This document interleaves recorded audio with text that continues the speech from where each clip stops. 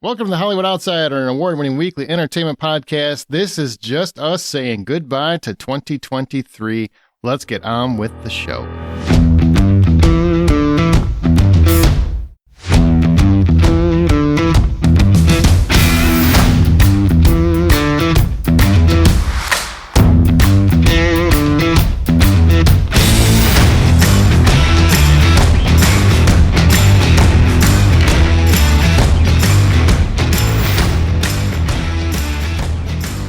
My name's Aaron Peterson. Joining me today are my fellow host, John Davenport. Hola, ¿cómo está? Quiero football. Almost sounded a bit racist. Yeah, What? that was... You're lucky you have Spanish in you, because if not, we would have to kick you from the podcast. The internet would do it for Yes. us. I mean, I'm pretty sure. I do what I want. Amanda Sink Hello. and Troy Heinritz. Hi, everybody. See how easy that is? You don't have to make it weird. You don't have to make it weird. I just can't do it. I don't know why. I need a catchphrase and I can't do it right. Maybe we should, you know what? As the year's coming to an end, here we go. Here's an idea. Everybody listening. John needs a catchphrase. Dear God, help him. It just to open the show. That's all it is. Amanda has hello. Troy has hi, everybody. It's not, actually, Troy can figure out how to do it differently every time, and it's still okay. Right. It's not weird. So if you would like to contribute, email us or put it on social media. I don't care. However you want to do it. Just tell us what you think John's opening should be. Right. Please John's give him Christmas something. gift. Yeah. His holiday present. Thank you. Please, dear God, do something. Wow. I got nothing. I mean, Well, we're closing out the year. That's it. This is Thank God. just us saying goodbye. Amen. Toodaloo. Motherfucker. Okay. Amanda, all right. we're going to start with where you been? Huh? Working. just mostly working. Yeah, for those of you that email and ask, like, where did Amanda go? Where'd she? She has she changed jobs late last year. I and changed lives. She changed lives. She's in a different stage. She got a different time zone. She works more hours. That's why. It's not like she just said, screw the podcast, although she did do that too.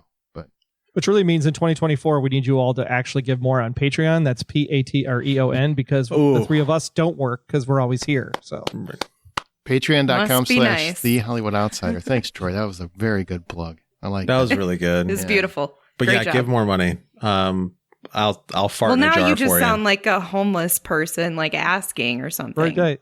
You get a cardboard sign you could hold up there, John. Yeah. He's just going to be the lady for what I can't remember the character's name from Bridesmaids, where she's like, "Help me, I'm poor." Oh, I thought you meant the one that shits in the street. That felt more real. Well, I mean, I don't know what his life is like these days. He is in Florida. He's Florida man. He's Florida man again. He is Florida man. And happier for it. It's so much better than being a North Carolina man. We have a couple things we'll talk about, but overall, this is just more like shits and giggles episode. This is just whatever that we want. You're telling me I could have drank for this? You could have. You guys don't get enough of the shits and giggles episodes from us. That's true. We don't do that enough. There's always something to talk about. I don't know. Can I go grab a bottle of wine real quick? Okay, no, you made it sound like you have a problem.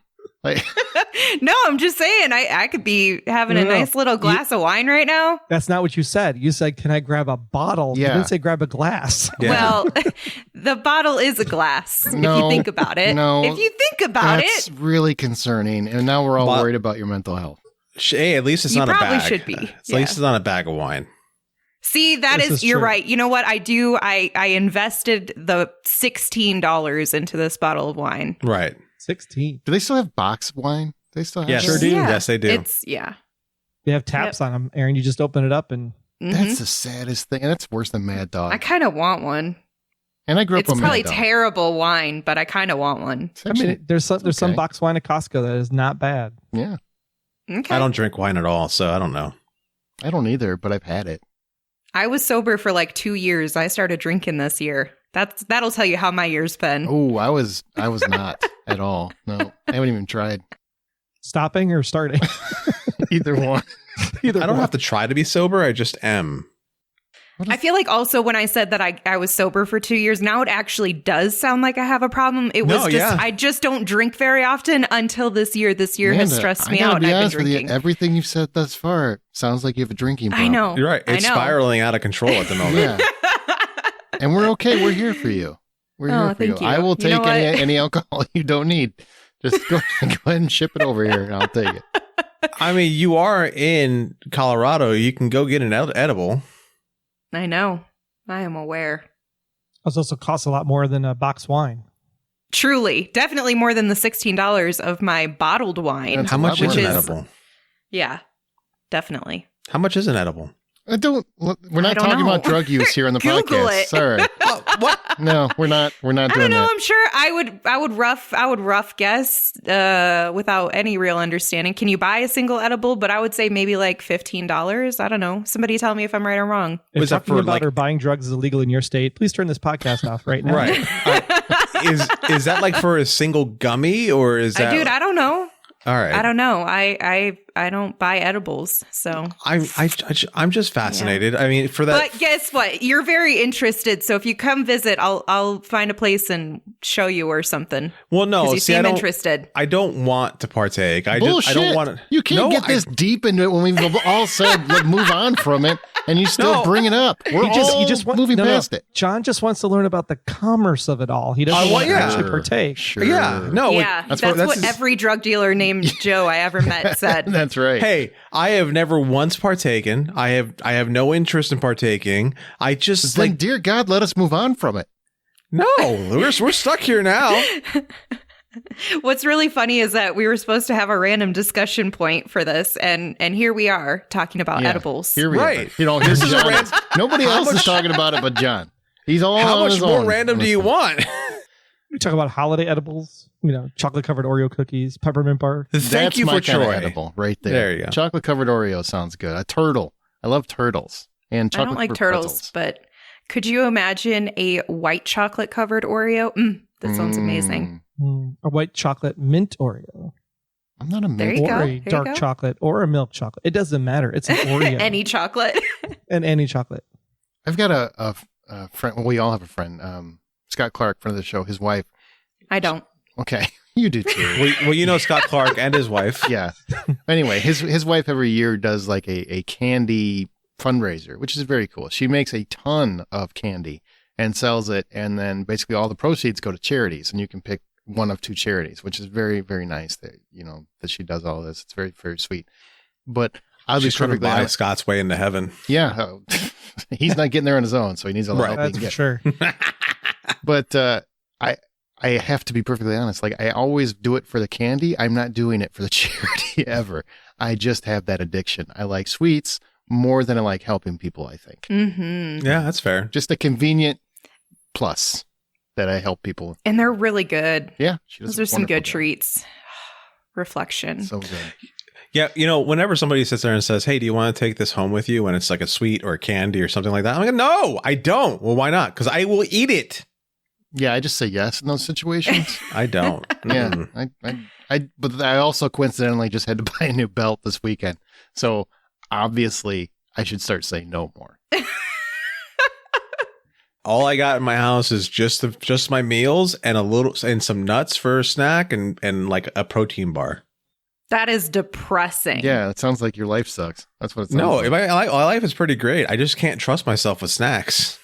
That's why I don't buy chips. I actually, same reason I don't buy chips. I can't eat one. I can't eat like a handful. Like some people say, just eat a handful. I can't do that. I buy the individually wrapped ones and I still ate 3 bags. I can't do it. Literally the tagline for one of the actual chips. Like you can't stop. Yeah. Pop, you can't stop. And you can't eat one J, right? Can't eat one J's. Yep. All right, let's do some movie and TV stuff. So how about your best TV or movie watching experience of the year? Amanda, you start this. What was your number one movie or TV watching experience of the year? Well, I'm going to be really disappointed if Aaron doesn't also select this, but boy. Well, mostly because we were involved in it together. So when we were at South by Southwest this year, there was a particular movie that he and I both really, really wanted to see, to the extent that we were willing to take a nap in a hotel lobby to ensure that we could attend and also not miss our flight and not like book another hotel room for a night and all of that good stuff. At that time of year. Yeah. Oh, super expensive. And so we went to go see Evil Dead Rise. Sam Raimi was there. Mm-hmm. Bruce Campbell was there. Mm-hmm. Everybody was there. And also that included a drunk guy who yelled at them and also caused like a major scene to the point where Bruce Campbell told him to fuck off. Best experience of my entire year. Agreed. Yep. All true story. All a true story. It was a fun as hell event. That was fabulous, except for our planning. We really should have got a hotel and just stayed a little longer. Probably. My God, we slept in the lobby of the hotel we had been staying in. So they were fine with us being there. We actually just found like some couches and kind of crashed there. And I can't sleep like that, so I did not sleep. I think, Amanda, you got a little bit, but I got a tiny little bit of a nap. Yeah. But it was worth it to stay because it was a phenomenal experience. I love Evil Dead like since I was a kid. So the idea, even though I've seen Bruce Campbell like 10 times, but I've never met Sam Raimi and never seen Sam Raimi, to watch the movie with them there, even though they weren't in the movie, but they were producers. And then to have that experience where Bruce Willis is just telling a guy to fuck off, that's just a dream come true. Bruce Campbell. What'd I say? Bruce Willis. Bruce Willis. Oh my God. He can't remember what he would I have the Bruce Willis problem. I was going to say, you sound like Bruce Willis. He's not talking to anybody. Oh, I meant Bruce Campbell. And I'm going to hell for that too. Yeah, I would agree. That's a like-minded experience. Yep. What about you guys? Troy, John, either one of you? I mean, I did the Barbenheimer, so I did the 7 hours, and honestly, that was a lot of fun just to be able to go to the movie theater by myself. Were they both packed? Yeah. Were they? Like very, very full on both accounts, and I had a 1 hour space in between, so I was able to get some ramen, which was mighty tasty. So from a movie experience, I'd have to say that. From a TV experience, I think Silo was probably my most favorite TV watching experience because I started that up and I just could not put that show down. Like I burned through as quickly as I possibly could to get to the end of that one. And it was nice that Arjan was also watching Silo about the same time. So we were able to ping thoughts back and forth. Yeah, that was a good time. The whole fact that we were able to share that experience together was really cool. Similarly, the one that as far as TV goes for me, Last of Us, which is a show that I was just interested in watching just for the sake of watching the show. I don't have any sort of background on the video game, so it was nice to be able to sit down and watch something brand new to me. And then doing that with my friend Eli, doing the show that I did with that, which you can find on our Patreon if you pay a little bit of money for it. Absolutely. We did a show for that season of Last of Us, and it was a good time doing it with Scott and doing the show with my friend Eli. It was just of a lot of fun to have those conversations, and it made me miss Scott. My movie experience was Dungeons and Dragons, the new Dungeons and Dragons movie. Going to see that with my nerdy Dungeons and Dragons friends, and us loving every single minute of that. They're just the way they executed it, figuring out what was happening, like the dice rolls behind every single moment, and that sort of thing. The nerdy thinking about that was just a good time. Hell yeah, brother. Yeah, we saw that at South by too, because that's where it premiered at South by Southwest. It was a close runner-up for me. Mando, Chris Pine and Michelle Rodriguez were in the same room. Good God. And I don't think Amanda could understand. I don't think she could determine which way she was going that night. She was just all over the place. Yeah. Both? Just like to the left, to the right, to the left, to the right. My God. Yeah. Oh, man. That Wonderful was a beautiful, experience. beautiful evening. But I tell you, that was a movie, and I think we got lucky because the movie, it did okay. It didn't do great. I think it's done wonderful now that it's been streaming. But we got to see that with a packed audience, and I think if that movie would have gotten more people in the theater, it would have been a huge hit because everybody loved it. Everybody loved it. Absolutely. I can't blame him. It's one of the great movie. Since it's come out, I've rewatched it several times. Samesies. I also want to piggyback on Troy. The Barbenheimer experience, I didn't do both the same day. I did them separate. But I will say it was very cool to see people so excited to go to the movies and go in the same day or go in the same weekend and see two completely different films. And you were getting people that I normally would associate with a film like Oppenheimer that were seeing Barbie and vice versa. And they were having completely different experiences, but everybody was enjoying it. And I thought that was just a phenomenal time for theaters. Like, it was just very exciting. Completely different movies, though? Were they? Yes, they were. Shut up. Yeah, I think so. Contemplating death and whether or not your existence really matters. Sure. That's one way to look at it. You would find the spin, right? Good on Troy. Good for you. Jesus. So weird. Okay, how about most impactful celebrity death of 2023? We vaguely talked about this when we did the listener questions, but who really hit you in the feels? Yeah, this one was a tough question because there were just so many people to choose from. But then I was looking through the list of people we lost this year, and the one that surprised me the most, I think, was Lance Reddick. Just completely out of nowhere to me. No idea that was something that was going to happen this year. Just losing that much of a character actor that we've had throughout the years. Hollywood glue, as we can call him, because he's been in so many things, and everything he's been in, he adds to it just by being Lance Reddick. So yeah, that was the one that got me. I'll piggyback onto John, because I mean, you had the big ones, right? Matthew Perry, Suzanne Summers, Bob Barker. I mean, there's a bunch of them on there, but Lance was somebody that you just didn't recognize as being out there until he like really impacted scenes that were in your favorite shows. I mean, he was in Lost. He was obviously Broyles in Fringe, and Fringe is one of my greatest TV shows that I've seen in my lifetime. I really, really enjoyed Fringe. He was also the cowboy in The Blacklist. So Lance has been around, but most importantly, it's going to be sad that when they make the Horizon video game into the live action show that they're going to do, Lance was one of the main characters and is actually one of the big villains in the first game.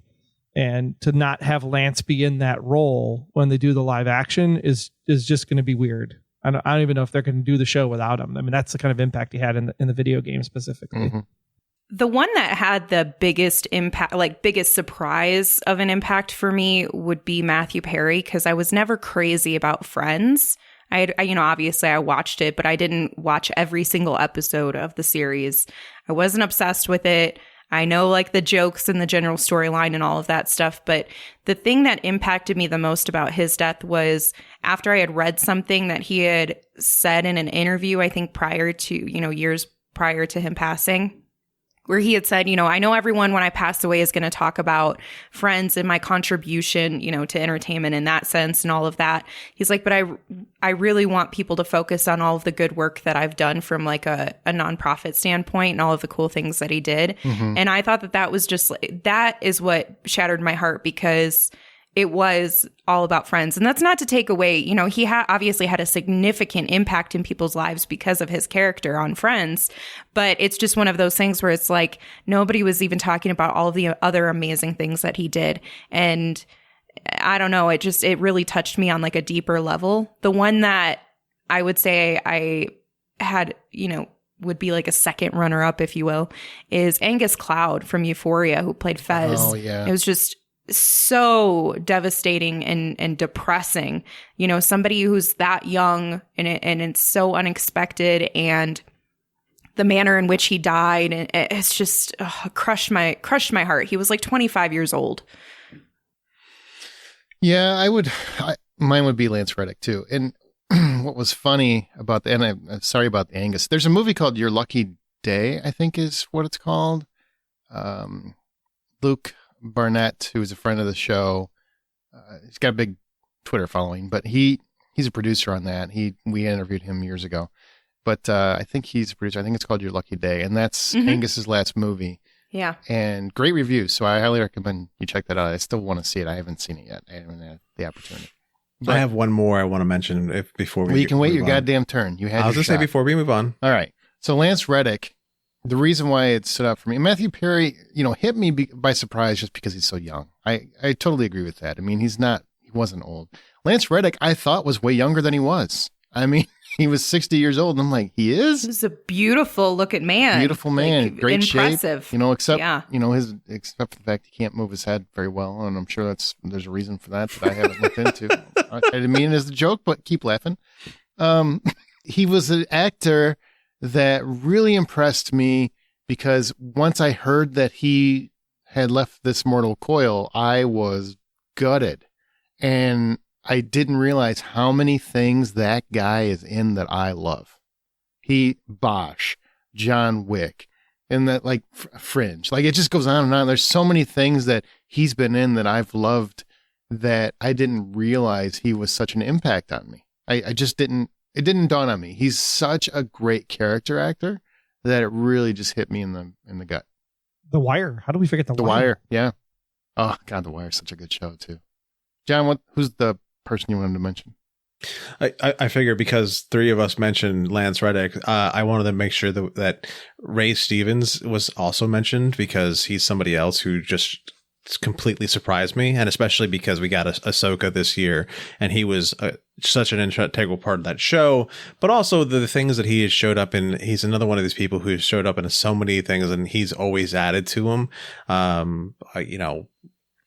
God, I can't even think of him, but I know he's got to start he became prominent with Rome on HBO, and then kind of went off from there. Well, in that case, since there's two now that have Lance Reddick, then I'll throw another one out there. And Paul Rubens, obviously iconic for most of us on this podcast growing up, right? We watched Pee Wee Herman, Pee Wee's Playhouse. I didn't watch that. No, I didn't watch. You never watched? No. You didn't watch What? Pee Wee's Playhouse? Really? Mm-mm. I like darker shit, man. I don't know what to tell you. Today's secret word is Aaron's a dumbass. No, I saw a couple episodes. I like Paul Rubens, but I just didn't watch Pee Wee's Playhouse. Yeah, he was iconic. I mean, he was in a lot of stuff too, just, on the side when you think about it. Like he was in Batman Returns and the Blues Brothers and Cheech and Chong's and Mystery Men and Buffy the Vampire Slayer. And I mean, that's his Buffy performance. Which is that noise is actually what you then hear at the end of the TV production thing when the Buffy, the TV show actually came on. So it's like, that's how iconic that was from Paul Rubens. So yeah, definitely a character actor. You're just really, really good, and sad to see that Pee Wee is no longer here. Absolutely. And I want to jump back to the theatrical experiences because I didn't mention this and I wanted to and I forgot. So another thing that I love theatrically is my mom, my dad, and my wife went and saw Taylor Swift, the Eras Tour. Oh, I love that. That's amazing. They went. I wasn't able to, or I would have went.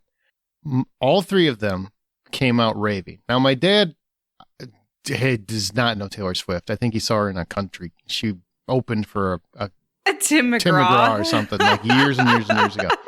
So he told me he was going. I'm like, what? I just let my wife and mom go. You don't need to be there. He's like, no, I want to check it out. And you'd have to know my dad, but he's not the most open-minded guy in the world. He's not. He says he is. He's not. But he came out raving. He was excited. Everybody was like just gleaming. They're just excited and hey, had a great time. He loved it. They had a wonderful just experience at this concert that people were apparently in the theater doing all the things I can't stand in a movie theater. They're just having a great time singing along and being loud and having fun. Can't stand that. Don't have fun in my movie. But apparently that was the whole point of this concert, and they loved it. And it was just such a cool experience to hear people raving about it. Not just them, but I heard everyone that went and saw that absolutely loved it. So that's a cool experience that I feel like might not be duplicated anytime soon. No disrespect to Beyonce. I just think Taylor Swift, it's her year. Yeah, sorry, bae, but wow, I'm so jealous. I'm so jealous of everybody who got that experience. You should have went. I should have, and I just kept. I even had a ticket that I paid for that was non-refundable, but work. I just didn't get around to it. I don't know what to tell you. No, it was very sad. Hey, before we move on, we have to mention this. This is exciting news that the movie that's been talked about all year, really, and directed by the great Martin Scorsese, Killers of the Flower Moon is an absolute masterpiece and is now available on digital. Lily Gladstone, alongside Academy Award winners Leonardo DiCaprio and Robert De Niro, all give powerful performance in this riveting film based on a true story. And you can buy the epic Western crime saga Killers of the Flower Moon now on digital right now. It's rated R from Apple Original Films and Paramount Pictures. We talked about this several episodes back. This is a great film, expected to be nominated for a lot of awards. And you just can't go wrong with Leo, De Niro, Scorsese, and now Gladstone. This is awesome. Killers of the Flower Moon. Be sure to check it out. And now back to the show. So most personal discussion creating TV or movie news from 2023. Meaning you talked more about this news story than anything else, or it hit you particularly hard for whatever reason. Are we skipping the casting?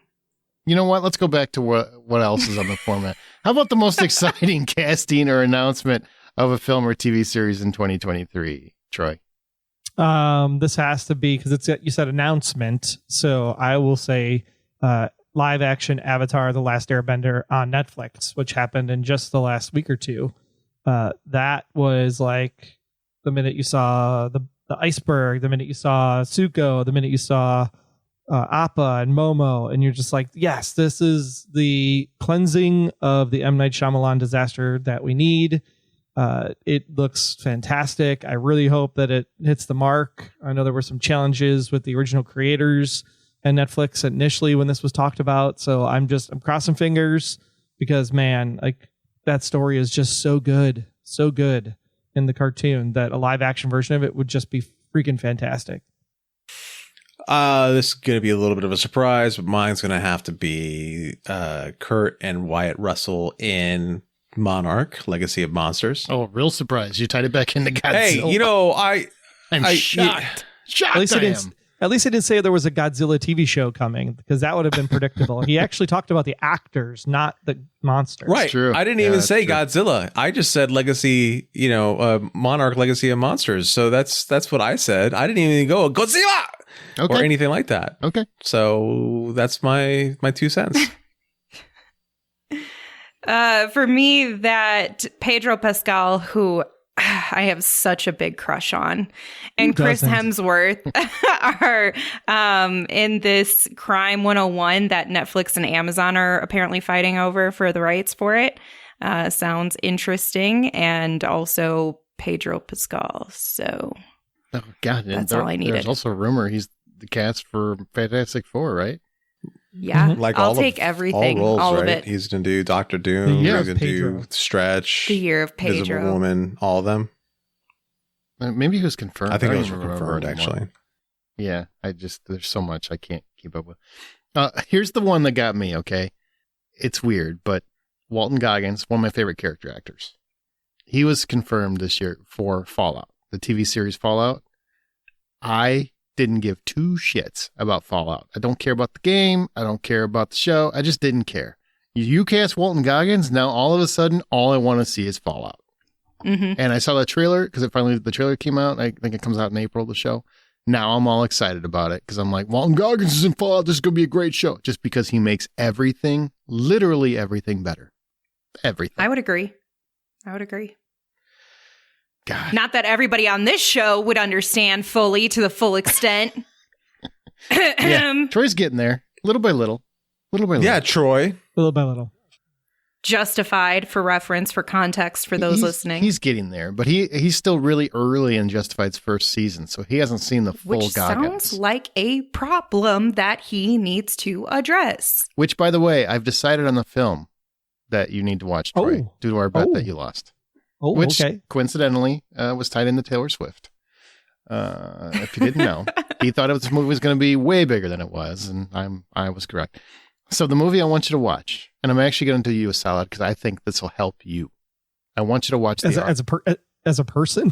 Like, is this therapy or something? No, this is. Is this an intervention? No. Intervention by movie? This is a movie that's right up your alley. I'm actually not going to punish you. I'm going to reward you. Okay. You know, Magic Mike, to incentivize you to admit when you're wrong more often. So there's the therapy part. Magic Mike. No, I told you about this last week. The Artifice Girl. It's a movie I saw at South by Southwest, but it's a wonderful film. It's available now. You'll have to rent it. That's on you. But it is a great film that really takes a look at AI, but it's more of a thinking piece. It's not flashy. There's no real special effects or anything. It's a very small, intimate kind of film. But that's the movie I want you to watch. It's about AI that's created to kind of take down pedophiles, and then that AI progresses and what that means for technology, for people, for humans, and for society. It's a very, very, very smart movie. Very little indie movie, but I think you're going to love it. So you can rent it for $5 or buy it for $10. That's up to you if you want to rewatch it. Why would I? But I mean, like, why would you spend $5 to watch it once when you can spend $10 to keep watching it? And some people don't watch movies over again. I'm banking you're going to love it. I could be wrong, but you let me know after we come back from the break. How's that? This will be the 2023 version of Ex Machina. I remember when you recommended Ex Machina, and I was like, yeah, that's good. Yeah, it's not as good as Ex Machina, but it's good. It's very good. Like it'll make my top 10 list for the year. Spoiler alert. I love the movie poster. Artifice Girl, the A and the I are in different colors. Yeah, you like that? It needs like 10% more Oscar Isaac in it to be better than X. It's true. It does. All right. Now here's the thing I was going to, and I screwed everything up. So what's the most personal discussion creating TV or movie news item for 2023? Meaning you talked about this news story more than any other, or it hit you particularly hard. Sound like I'm saying something you've already heard before? It's because you did. Because I'm not editing this very much. Lazy. Yep. This is good. This not going to spend a lot of time. This is not lazy. This is good for him. This is good for him. Don't pick at him. Aw, letting him let himself loosen the reins on himself. I mean, don't. Growth. Aw. You're making me want to edit. You really are. Like, you're making me want to just tear this bitch apart. Oh, I lead. Shit. I can't even read my own format. So, we're discovering this. What a day. It must have already been a week for Aaron. Oh my God. No, this one, I would love to say the strikes, but I don't think that would fit, because I just think that's more of a private, intimate thing with them. But that did. Okay. So here we go. I'll speak on the podcast and then I'll speak for myself. That affected the podcast quite a bit. The strikes, the writer strike, the actor strikes, because man, it was like months where we had nothing really to talk about, and we still got the episodes out, right? I think we were still pretty entertaining. We tried. We did our best. And yeah. But there were a lot Sans Amanda, like 42 weeks. Don't do that. Don't do that. Just step it back in the shadows where you belong. Oh my God. Oh, wow. I tried taking accountability and make some comedy out of it, and you just shunned me away. I think we were talking about the strikes and you made it about you. That's what I heard. Isn't that what you guys heard? No, you guys were saying that you guys did a good job getting episodes out every week. And I was saying sans me. Good job, you guys, for getting them out every week. Well, thank you. Thank you, stranger. I'm pretty sure I saw more movies in the theater than you showed up for the show this year. That actually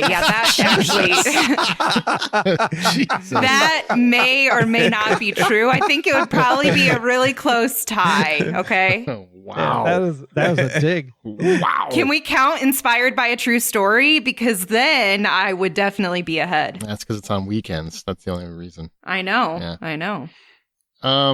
Okay. So I will say I was very proud that, because we could have just shut down. Honestly, we'll come back when the strikes are, because there was no news. There's no news when the actors aren't working and they can't report on any casting announcements, and they weren't really doing much, in terms of newness. So it was an interesting time. But anyway, for me personally, I'll be honest, like the DC announcement from James Gunn that the DC EU is going away, and that Henry Cavill's not going to be Superman.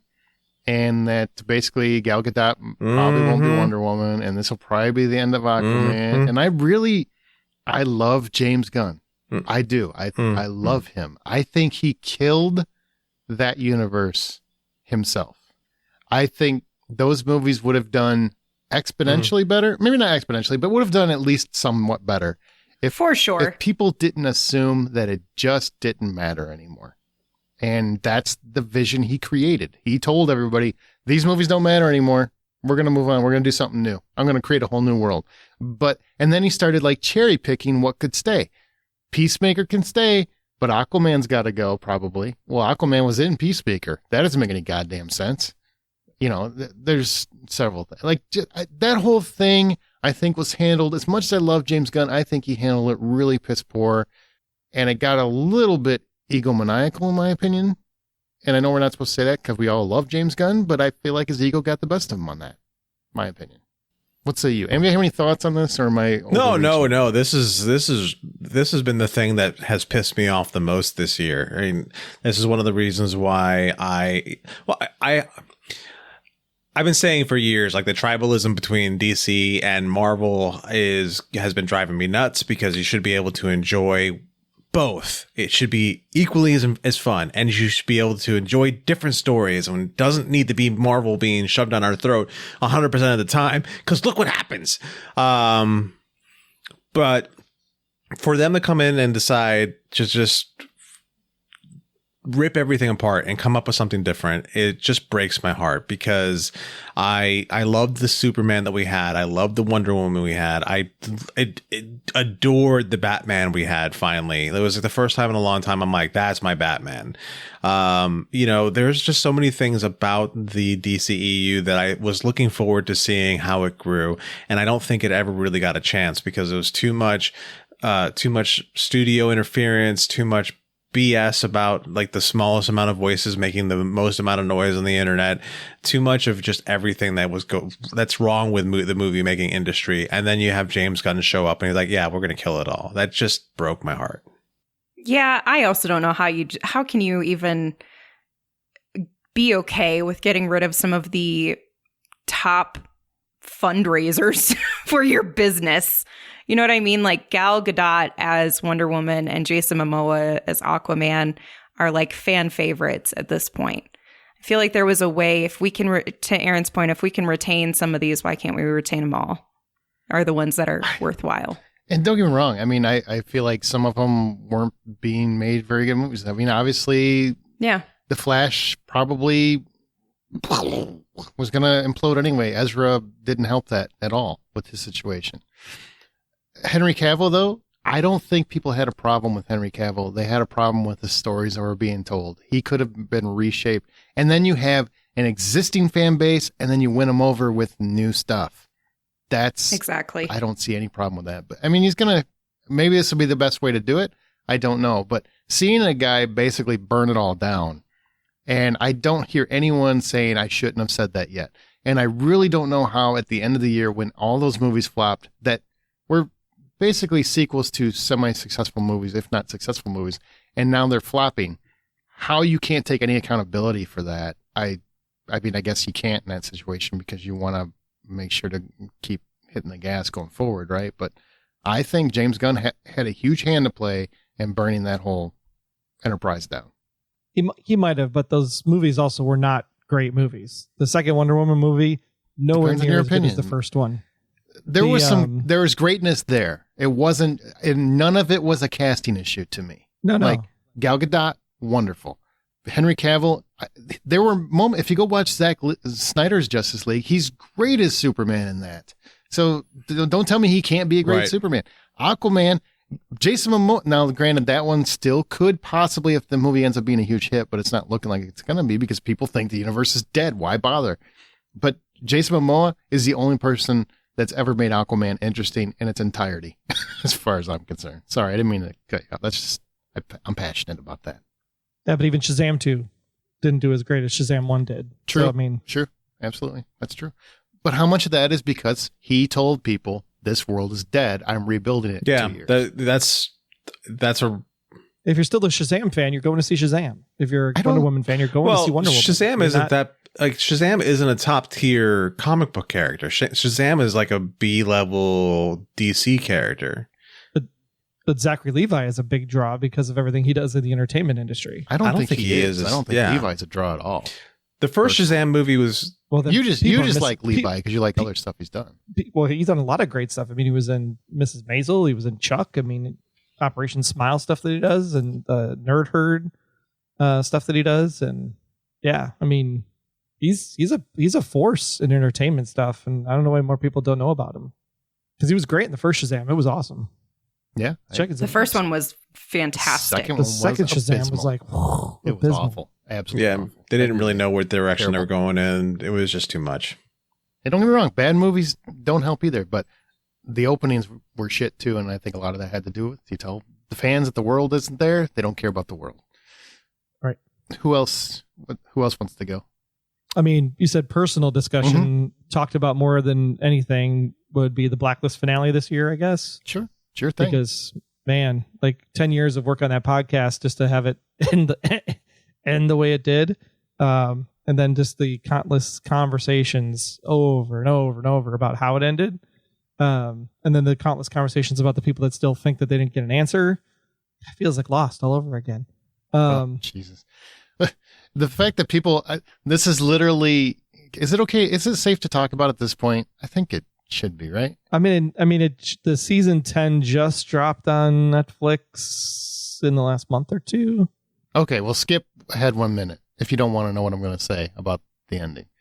Okay, so in the ending, it's Red Reddington is Liz's mother in the show. Okay, sorry, spoiler alert. Well, I already gave you the alert.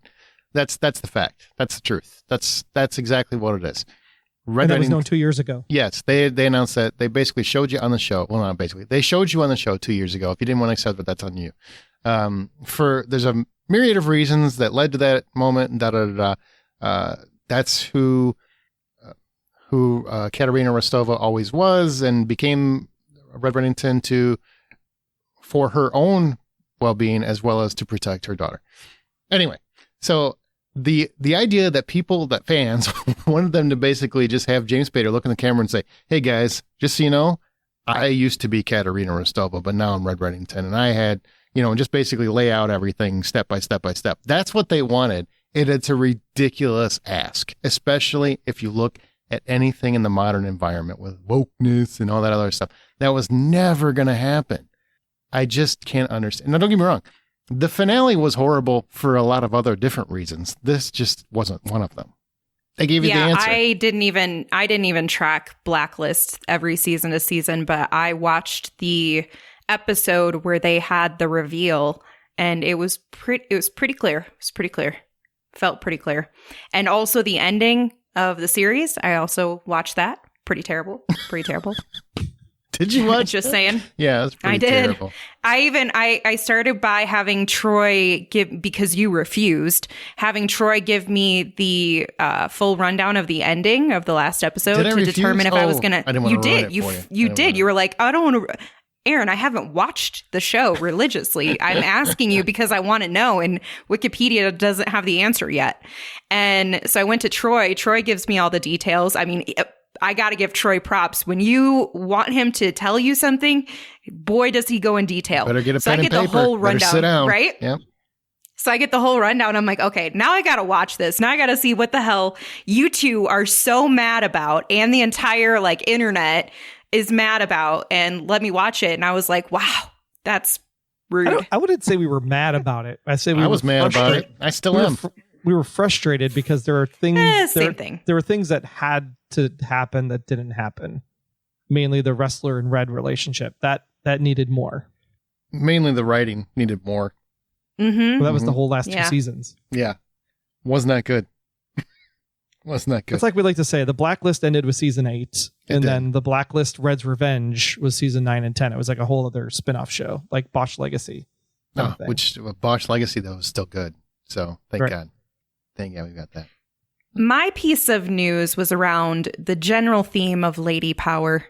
The general theme of lady power really got to me this year. That's cool. Barbie, the monologue, watching that with a bunch of women and kids and even men in the movie theater, and having everyone talk it up and leading up to the film and also following the film. And then you had Taylor Swift, who is another now female icon that's changing the world in so many different ways and creating different avenues. And not only all of that that exists, but she changed the course of opportunity for the way films are procured by the theater. She somehow managed to bypass the entire system that has been set up that I don't think anybody else prior to her had ever even come close to accomplishing. And she's like, no, I'm gonna do what I want to do. And she's this insane businesswoman. And to me, it mirrors the same theme as like the Barbie character and how she's this beloved, but also hated, icon, strong, successful leader lady. But there's always people who are going to tear that woman down because they interpret from their perspective that character or person to be slutty or stupid or, just all of the stereotypes of women. And then you have this movie that becomes this mega monster success and changes, I can't tell you how many kids I saw on Halloween or, leading up to Halloween that were wearing Barbie costumes. I wore a Barbie costume. And you have people like Taylor Swift who are literally changing the game. And all of that hate, all of that, contentious bullshit that people put towards Barbie and Taylor Swift over and have for several decades, all got squashed this year. All of that was like irrelevant because now these two are incredibly successful. And I know I'm talking about Barbie as if like Barbie is a real human being, but I really am just talking about what that character represents to people. Now. She is. She absolutely is. So it was just such a cool year. And it wasn't in a way where, it tore down anybody else's rights or perspectives or anything like that. It wasn't like, boo, men suck, men are the worst. It was, hey, women are cool and awesome and powerful too. And like, let's just hype up women for once. Mm-hmm. And it was really cool. And then after all of that, you have Beyonce's film come out following Taylor Swift's footsteps, again, making a mark. And all of the women who are, celebrities going to her premiere are hyping each other up. Like all of these, it's just woman, lady power love. And I was just feeling it this year. Oh man, I went to when I went to the theater, I don't remember what I saw. I just saw it. We reviewed it like last week or whatever, and I don't even remember what the movie was. The Holdovers. And I went and saw The Holdovers. There was, because Beyonce came out that night, and there were several couples. They were all dressed up to the nines. I mean, in full dinner wear, like dinner gear. I love that. Long flowing dress, like they're going to an awards banquet or something. And, and I went over to one of them and I just said, I just want to tell you guys, you look fabulous. You look amazing, like absolutely fabulous. And they were like, oh, thank you, very cool. I'm like, what are you here to see? And honestly, I just didn't realize it was the Beyonce movie. And they're like, well, we're here to see Renaissance. And I'm like, that's so cool. You're going to dress like you're actually going to the concert. Like, well, Beyonce never came here, so I'm going to bring myself to Beyonce. Oh, I love that. It's just very cool. Like, that's amazing. That's amazing. That's amazing. And you had the same thing. You had people dressing up for Barbie. You had people dressing up for Taylor Swift. I just love seeing stuff like that. I think that's pretty fantastic. Yeah, you can tell people are invested when they start to make it their Halloween costume. Man, I dressed as Ken for Halloween. I get it. Yeah. Because I am Knuff. We are all Knuff. Johnny, what about you? Or was yours also the Mine was DC also thing? the DC thing. Hey, one more thing before we move on. I know that we love the Teenage Mutant Ninja Turtles, and now you can pick up Teenage Mutant Ninja Turtles Mutant Mayhem on Blu-ray and digital. After years of hiding, the Turtle Brothers hit the streets of New York to take on an army of mutants in this hilarious, action-packed adventure. People frickin' love this movie. You can enjoy over 40 minutes of bonus content, too, when you buy it on Blu-ray. It's rated PG from Paramount Pictures. Perfect family entertainment for the holidays, right? So check out Teenage Mutant Ninja Turtles Mutant Mayhem. It's on digital and Blu-ray now. Now back to the show. I got a big question. This is really open to anybody, but I'm going to let Troy lead because he's Mr. TV. What is the next advancement of TV or film? Any thoughts?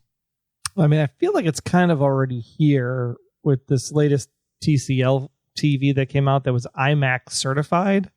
So the fact that I could watch IMAX content in my home, like that seems pretty big. I mean, it did the choose your own adventure thing with Kaleidoscope and the Black Mirror episode thing. I don't know. Like, I feel like we have to get back to something that's like a communal watching experience in the television arena. So I still like our idea of like, and this probably goes for film too, but not necessarily film, but the movie theaters. I really think with the concert movies, although Beyonce's movie didn't open up to such amazing numbers as Taylor's. It's still open really well though. It's still open well for a concert film, right? That most people have already seen.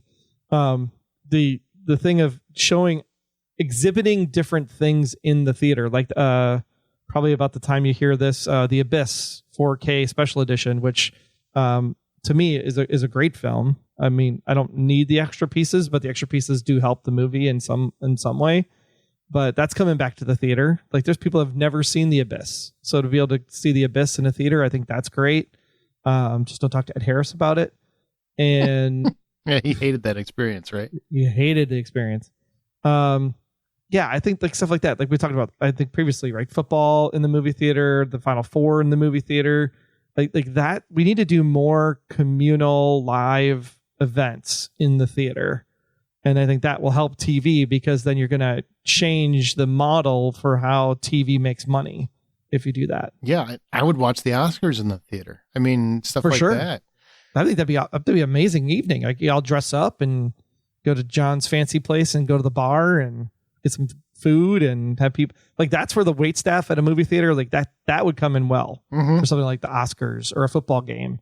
For a hour and a half, 2 hour movie, no. Like get my stuff before the movie and don't bother me once the lights go down. Yeah, we need more large events, large scale events, big series finales in a movie theater. I think that would, like, I still say Game of Thrones, if they would have aired the finale in a theater, I would totally have went and saw it. They would have made so much money.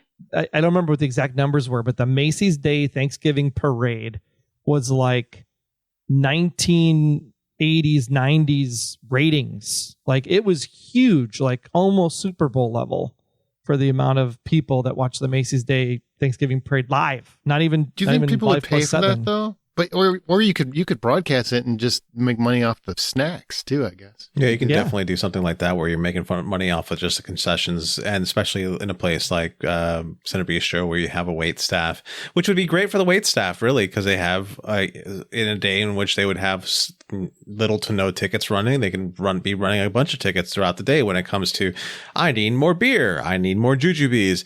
I was really surprised to see, because I had a lot of friends that I went to Orange Theory, and they were like on their way out. I'm like, why are you guys doing here so early? And they're like, well, we had to make sure we got this done so we can go home and watch the parade. What parade?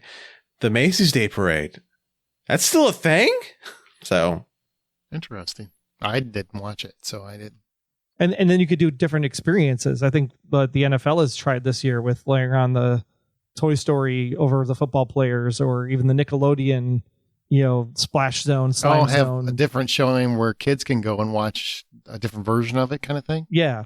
Or you just have a whole bunch of people sitting there going like, man, Al Roker's been doing this thing forever. Mystery Science Theater, kind of like totally like bash the parade the entire time. Like, you could do all kinds of cool things that are like multi-screen experiences. Also, could come into play. There's a lot that could be done. I mean, I think multi-screen is going to be the big thing. I know that X-Ray tries to do that with the Prime experience, right, with the IMDb tie-in. But I think multi-screen stuff, like interactivity with the show via your secondary device, I think is going to be the big thing. I feel like it's just got to be a matter of time until we start having more like VR options within the theater to really have like an immersive experience. Like, I know we have, 4DX and all of that good stuff, but if you put somebody in an environment where like they get to see and feel everything like you can on like a PlayStation VR or something, I feel like just somehow virtual reality has to get integrated, or will get integrated in some way. I'm hoping that we'll start seeing more uses for augmented reality. I saw something amazing, which was somebody had augmented reality glasses on, and the TV in front of them, they had playing a basketball game. But coming out of the TV was the exact basketball game, and it showed the players running around on a 3D landscape coming out of the TV. So you still had the game up on the screen, but there was more of, because of the augmented reality, you can actually walk around like a tabletop that had the layout of the players, where they're moving to, where the ball was being thrown to. So you can still be like really see everything from a different point of view, Oh, that's cool. And that's the thing about augmented reality that I think is more fascinating than virtual reality. The augmented reality, you have the glasses on, you still see the world around you, but with gestures and everything, you can actually throw a TV screen up on the wall and it works just like a TV screen does. You can put Netflix up there or whatever, and you can move it around to wherever you're looking or wherever you want it to be. That's a Minority Report. Oh, yeah, absolutely. Yeah. For whatever reason, it excites me more than VR because of the still being connected to a world, but like a viewing experience with that sort of thinking, like the basketball game, but for movies or television shows would be very cool. All right, well, year's coming to an end. What do you think about 2023 now that it's coming to an end? Anybody? Are you just glad it's coming to an end, or are you excited for next year? Did you wish you would have done something else this year? We had the cruise this year. That was a great memory.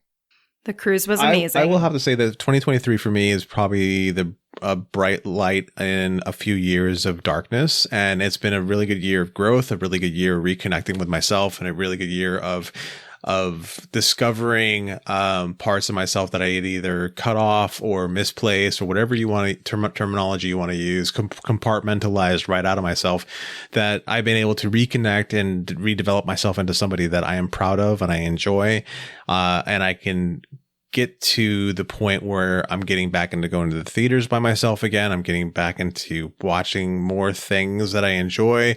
I'm working on getting back into doing more artwork again. I'm working back into doing all the things that I like to do, like fly drones, run outside, everything that makes me, but also be the kind of person that I've always thought of myself as, or I'd hoped I'd be when I was a kid, which is somebody that makes people feel safe, makes people feel connected, cared for. All those things is what I've been working on this year. And I'm looking forward to 2024 being more of the same, of just rebuilding this life of mine into something that is amazing. How the hell is anybody supposed to follow that? Well, I'm not going to try to make anybody's life better. So, yeah. How's that? Does that follow it pretty well? Good for you, John. You're doing better than me. That's awesome. No, this year was good. More movies, more TV shows, more video games, more hanging out with friends. Just trying to find a lot of good time. Yeah, this compared to like 2020 to 2022, this finally felt like a good year of exciting and new and fresh and all that fun stuff. So 2024, though, unfortunately, is probably going to be a little bit of a downer because, election. I'm not even going to think about that. Don't remind me. And we're not going to have a lot of stuff to escape to because of the strike. So it's going to take a while for everything to kind of show up in the theaters. Do you think so, though? I mean, because there's already so much stuff, we'll actually be able to. You might give us time. I think you're going to get a front load of stuff because the front load of stuff is almost kind of done, but there's going to be a black hole. You can always go to visit Amanda and take part in some edibles. Good. Exactly. I've got space. Come on out. The way November's looking, man, I'm telling you. I may have to at that point. I'd be like, that's it. I'm out. 2023 for me was definitely a year of reflection and getting into stability slowly, very slowly, but surely. And just kind of learning for myself of what I want to spend my time doing. And I will say that while I had a lot of focus, getting settled into my new life and all of that stuff, I really, really have missed being at the movie theater. I've gone to the movie theater twice over the past couple of weeks, which I have not done in I can't tell you how long. And it was so cathartic for me to just get out of my house, to go to the movie theater and enjoy some of the things that I used to be able to, spend all my time doing and doing routinely. And it's been a very different and challenging year, when you relocate somewhere and basically nobody at all. And you have to start from the ground up. It's different, but it's been an interesting year, and I'm looking forward to next year because, like I said, I'm starting to feel a little bit of stability in my life. The thing I think is cool about you feeling a little bit of stability in your life right now is that it is your stability. It is your life. It is you doing it. And I think that's very cool and commendable. And I'm proud of you for that. Thank Thank you. As opposed to somebody else having stability in her life? She knows what He's doing a roundabout. She knows what I He's meant. doing a roundabout. He's saying that, yeah. I got you. Yeah. I thought this was a very monumental year for me. Well, I turned a corner on a big age that I really just don't really want to get into, and made a major personal career change in a very, very positive way, which was awesome. And, still have kept up with this, which was surprising because for a while I'm like, I don't know if I could still do this, but making it work. And, having the cruise that we mentioned earlier, if you didn't know, we took a Hollywood Outsider cruise in June, and it was right around the time of that major age change. Amanda had one too, around the same time. And we were able to all do that on the same cruise with, 60 people or whatever the number was. And everybody on the podcast was there. Old hosts were all there, Brian Williams and Scotty and all that. And just a lot of friends and listeners. And that was just a really, really an awesome experience to be able to do that with everyone. And there were no logistical hiccups for anybody. Like it went very, very smooth. That's a lot of people to try to orchestrate a cruise with, and it went without a hitch, which was awesome. It was a lovely time. I'm excited for the prospect of doing it again, because I find that these cruises are not only just a great way to connect with listeners, but I like being in face to face with you people, and I like being face to face with Brian and with Scotty and a few other people that are in the peripheries, and I can't wait to do that more often. That's awesome. But we were talking about me. So the rest of my year, my bad. No, I miss your guys' faces already. I do. No, Absolutely. I'm done. I remembered why I stay so far away now. There was just a lot of other things. I took several other trips. We took another trip with a friend to celebrate his big birthday, and did like a little cruise away. That was very cool. And spent a week in Canada with some friends, which was an amazing trip. Like, just did a lot of wonderful things. Went and saw the Shining Hotel with Amanda, actually, which was very cool, in Colorado. So I've just been busy doing things, and never forgetting that it's about experiences for me at this point in my life. I don't care about stuff anymore. I care about experiences. So trying to remind myself of that every day and every year as I get older, that's this kind of stuff that I want to do. And I think this year specifically reminded me that is of the utmost importance. There you go. And John, I was just kidding. Thank you. I already left. I'm sorry. We're going to do another one. New Mike Hootis. What a dick. All right. I think that's it. Unless there's anything you want to say. So take your stab. John, say goodbye. Get out. All right, Troy. Thanks all for listening, and have a happy holiday season. That did not sound enthusiastic whatsoever. Like you did not give a Have shit. a great year. I said thanks for Enjoy listening. yourself. I just want to end this as quickly as possible. Listening is amazing to the podcast. The holiday season, I could give or take. It's not my favorite holiday of the year. I like blowing stuff up and eating hot dogs. Merca. I like warmth. And warm. Definitely warm. Amanda. Hugs and love to everybody. I feel like this year, everybody needs a little extra hug. So I'm sending you mine. Ew. I'm not sending you my hug. You got to pay extra for that. But it's patreon.com/The Hollywood Outsider. Exactly. Well played. John, did you want to say something? Ew. Oh. For her hugs? Do you want me to pick affection you want in me to general. pick a lane? Because I don't really have one. I don't understand. I feel like you're just on a hoverboard. I don't even know if you're on the road, but whatever. I don't think so either. This is it. We're done with the show for the rest of the year. We'll be back in early January. So stay subscribed, or subscribe if you're not already subscribed. Tell your friends about the Hollywood Outsider. That would be helpful. Catch up on the episodes you missed. There's a lot of cool stuff throughout the year that you probably didn't get to hear. And also patreon.com/The Hollywood Outsider. There's a ton of bonus content there that you can hear. So everybody have a wonderful holiday season. We will see you back in January, early January. The date is to be announced. It's whenever the new episode comes out. That's how that works. But that's going to do it for us from the Hollywood Outsider. Thank you for listening. And remember, the next time you head to the theater or stream comfortably from your couch, there's a ton of content that you can do that with. And by the time you're listening to this, by the way, Reacher Season 2 is out, and it's a fantastic season. Go check it out. You can read my written review on the website, but go buy popcorn. There's my cheap plug for the show that I loved on the way out the door. That was good. Okay? Okay. Hey, I finally started watching it. That was a good choice. Thank you for forcing me into doing it. Have you finished season 1 yet? What? No, but I'm getting Amanda, for fuck's sake. Yeah, it's way better than Justified. That's probably true. What? I don't know if I'd go that far. You think it's better than Justified? Well, to be fair, Reacher's had 8 episodes. Justified had, like 100. 13. No, there were 6 seasons. They didn't have 13 jackass. total episodes.